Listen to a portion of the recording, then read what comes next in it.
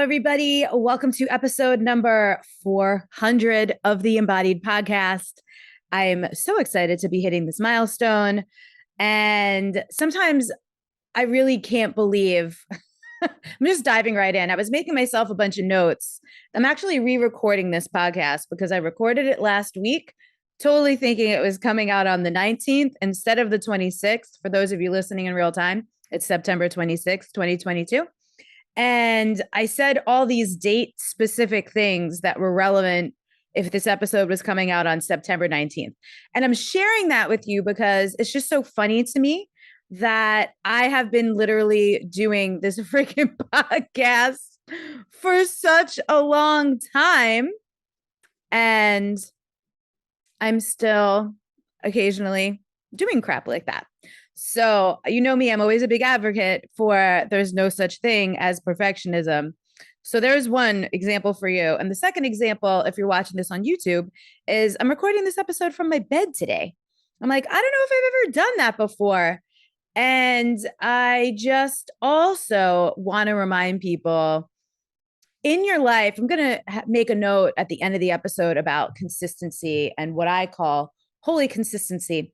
But in your life, as you do your own healing and liberation work, remember to be liberating yourself from the things that people have told you and convinced you are professional. And if you're listening, I put professional in air quotes because I have to tell you, the quality of this podcast is not affected by where the hell I'm sitting in my apartment when I record it. Sometimes the audio quality could be, but I record it at my desk usually, which is like right across the room in the same area. So that's not it. So anyway, it's okay to do things for yourself where you're comfortable, where you could be filled with joy, where you could be the most you, no matter what it is. And listen, I know, I'm working from home. I'm recording my own podcast. The context is a little different, but, put it in whatever your own context is and see like, where are the edges of your own comfort, your own delight, your own joy for stuff like that, So I was also, jotting down some notes for this episode, and I had this thought that I wanted to share, which is probably something I've shared before in a different way. But sometimes I really can't believe how many more people resonate with like really gross and shallow, ego-driven, capitalistic, and white supremacist shit on the internet when I know so many incredibly magical, genuinely honest, masterful, and high integrity people who get way less traction and attention. But then I zoom out and remember that volume, right? Volume not being sound volume, but like quantity volume is not always the most soulful metric of success or impact, especially for fierce, loving, and mystical people, which is what wild souls are. So for those of you tuning in real time here, the applications for my Sacred Embodiment Specialist training are officially open. You can go to untameyourself.com/training if you're someone who's ever wanted to really deepen your own personal embodiment practice. Like a lot of people take yoga teacher trainings to just learn more about yoga. So if you want to deepen your own personal embodiment tools and practices, you could apply for the training if that interests you as a way to have a deep dive and a really intensive, immersive experience with me and some other really amazing women. Or if you are some kind of healing or helping professional or a person who would love to have a side gig of doing healing and embodiment work, if you're someone who would like to integrate healing and embodiment into what you already do, it's an incredible training. It's a 14-month training. I love running this thing so much. And it's the most comprehensive training I've ever created. So again, you can apply for that at untameyourself.com/training. There's also still plenty of space in the November self-love weekend that I'm running in person here in Miami, or you can live stream it from wherever you are. It's Saturday and Sunday, November 5th and 6th. And you could get all of that information at untameyourself.com/self-love-weekend, or you can just go to the show notes page, untameyourself.com/400, and all of those links will be listed there. So on my birthday this year, I wanted a quiet day. I didn't answer any calls. I spent a good bit of time meditating, pulling cards, reading, doing some year in review type stuff. And in episode 398, I shared 39 lessons in 39 years. So if you haven't listened to that episode, I got a ton of messages from people saying that they listened more than once. They took notes, even some of my close friends. My community, Marjolaine, also made a really beautiful post in the Wild Soul Sacred Body community, inviting people to share what they've learned from me over the years. I bawled my eyes out reading that.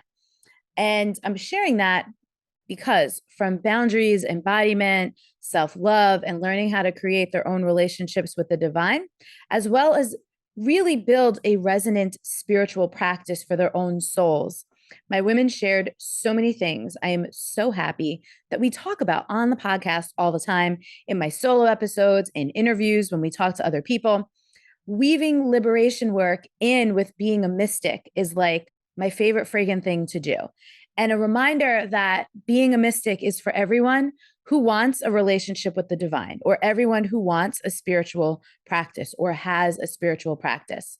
And I say that because I often will reference being a mystic, and that's not meant to be any kind of like superior or portray myself or anyone else for that matter who defines themselves or identifies as a mystic to be like a more involved or more evolved or enlightened being.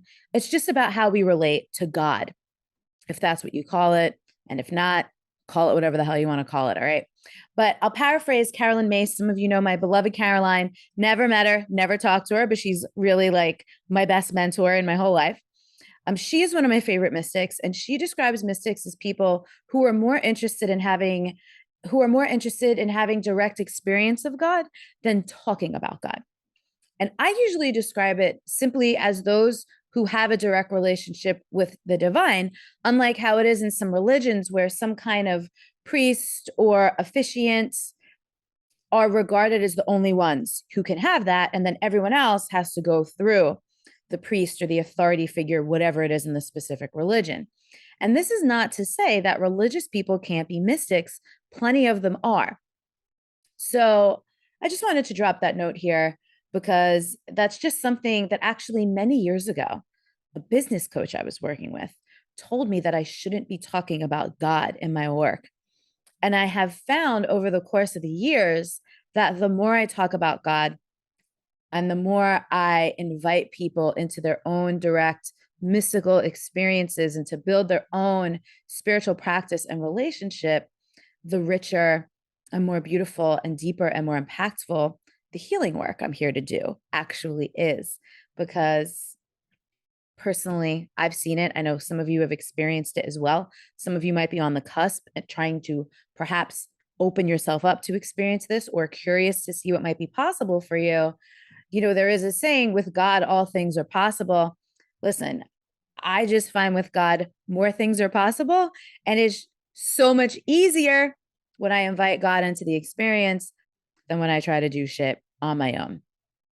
So this is always one of my biggest goals, to always be bringing things back, to reminding you to put it in your own context, have your own experience, see what resonates, ditch what doesn't.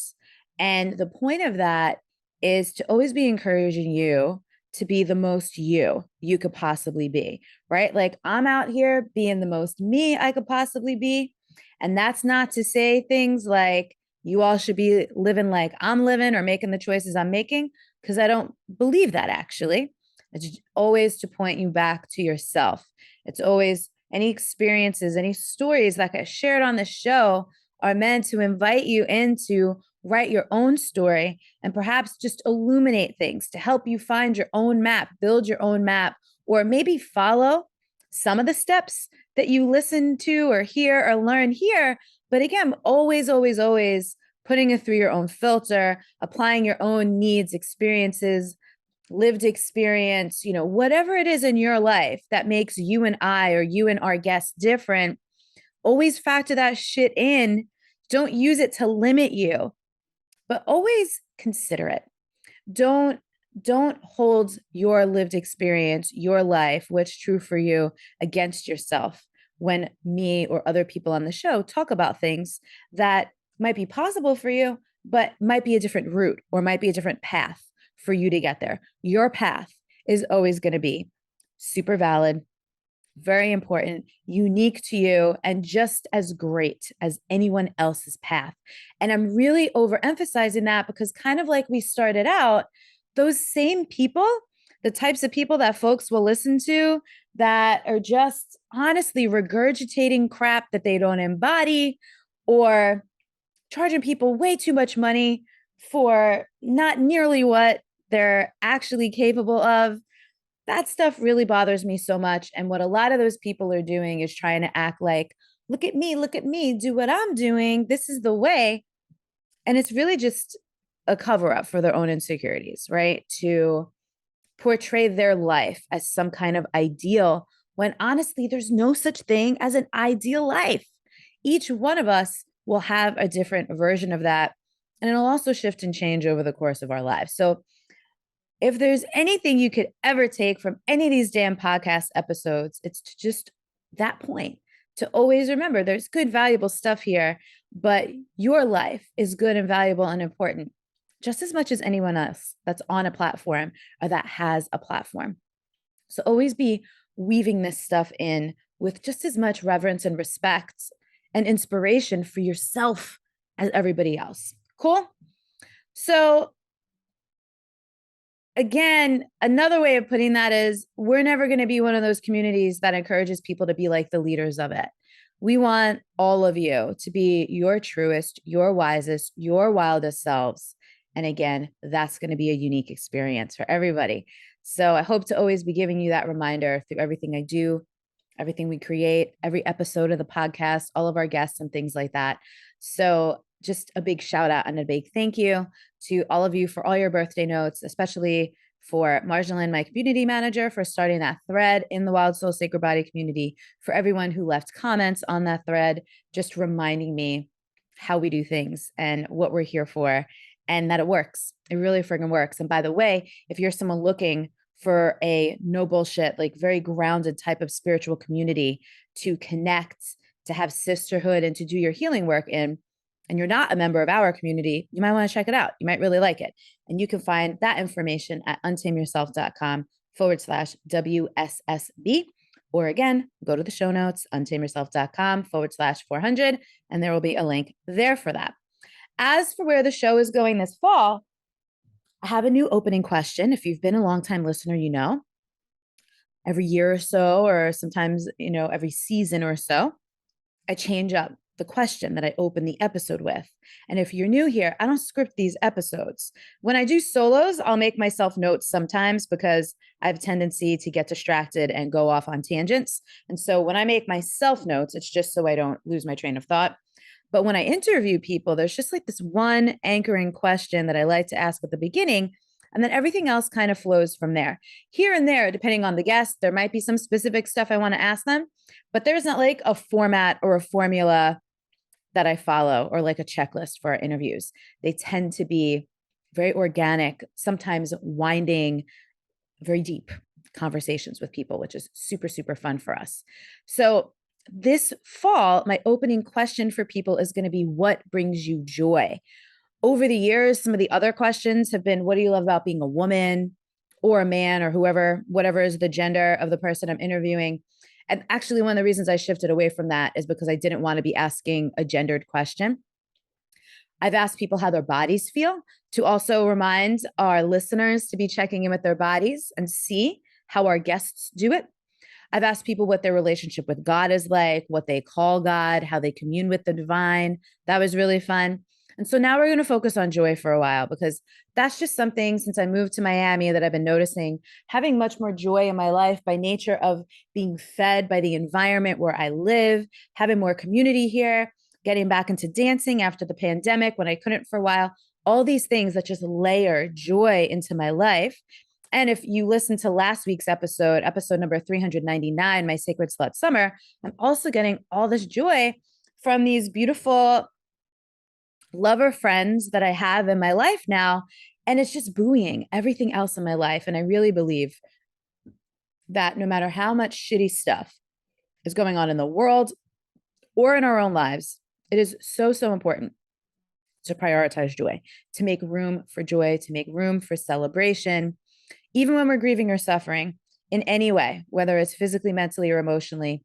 Even a tiny sliver of joy is available to us in our darkest, in our hardest moments. And going after it is actually one of the most liberatory things that you could do.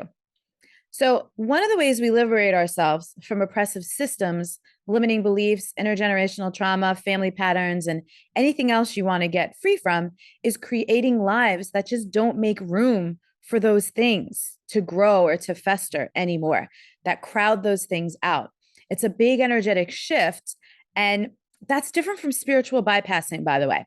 I want to make this distinction because not leaving room for it in your life is not bypassing it. Because by curating and crafting and intentionally putting your life together and making certain choices that will add up over time, so you can have much more of the experiences that you want rather than all these experiences that you don't want, at no point does that process pretend that shitty stuff isn't happening. And that's what spiritual bypassing is about, to use your spiritual tools to bypass reality. So what I'm talking about is we work with reality to get ourselves to a place where the reality we're experiencing just doesn't leave a lot of room for the shitty stuff. And again, doesn't mean shitty stuff won't happen. But when it does, because so many other things in our life are good and feel good and are at a higher frequency and a higher vibration, the shitty stuff, which what an all-encompassing term for everything, right? Just the shitty stuff, put that in air quotes if you want, you know what I mean? It just can't stick. It just can't hold. It just can't go as deep or fester the way it used to, because there's nothing for it to really root into the way it used to be able to. So in the name of joy, I just want to invite you and remind you that it's available and it's important. Now, something else I want to talk about before we wrap up the episode, this is just a shorty today, is I want to say something about holy consistency. This is a term I made up in 2017 or 2018. It's when we allow ourselves to be consistent with things that matter to us and define consistency on our own terms. And the reason I wanted to bring this up on episode number 400 is because this podcast is one of the things I've been able to be most consistent with, not just in my business over the last decade, but in my whole friggin' life. And I've talked about holy consistency before, but it always bears repeating because consistency doesn't look the same for everyone. It's about finding your own rhythm. So for example, I pray every day. I always say some prayers in the morning. Sometimes I pray throughout the day, and sometimes I pray before I go to bed, but always in the morning. And the prayers aren't always the same every day, all the time either. Now, just because the prayers aren't always the same, or I don't say them at the same time every day, or some days I pray in the afternoon and the evening, and some days I don't, doesn't mean my prayer practice isn't consistent. My prayer practice is also one of the most consistent things in my life. It's about the reps. It's about the repetition, right? Consistency doesn't require perfection. It doesn't need to be perfectly organized or systematized. It doesn't have to be the same thing all the time. Holy consistency is about consistency of effort and finding the effort that works for you based on the season, the phase, or the cycle of your own life. So showing up is a form of consistency, how you show up for yourself, how you show up to things. And consistency, the things that we are able to be consistent with in our life and have that holy consistency energy around, then it becomes like a ritual or like a devotional practice. And that also is something just like joy, which I mentioned earlier, which can create this really beautiful foundational energy in your life that makes it much harder to suffer. And we're not here to suffer. We're here to have very full, very beautiful lives. All right. So we have an amazing lineup of guests for the fall. We will be here every week on Mondays, as always, until we take our winter break starting December 19th. So I hope you'll stick around for every episode. Share them up, tell your friends, tag me on social media when you listen. Let me know your favorite parts. You could always shoot us emails at hello@untameyourself.com. We love hearing from you. Thank you so much, especially to our longtime, super loyal listeners, like our ride or dies. I appreciate you all so much. For those of you who are newer, I hope you love it. Thank you so much also for listening. And again, any time that you give us by listening to this show is so special and so meaningful to me. So again, a million thank yous. And here's to the next 400 episodes.